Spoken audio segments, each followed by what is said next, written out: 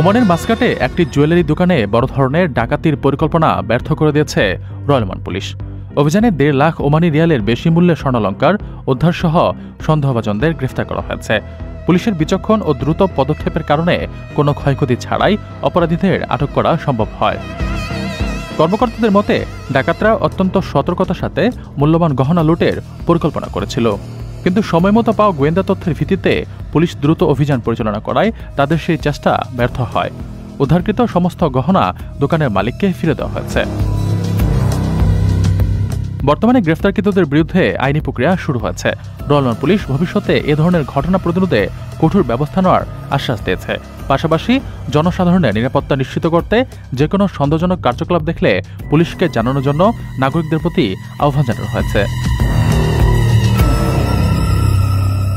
লক্ষাধিক টাকা বেতনে কর্মী নিচ্ছে জাপান। যেতে আগ্রহীরা যোগাযোগ করুন স্ক্রিনে দেয়া নাম্বারে।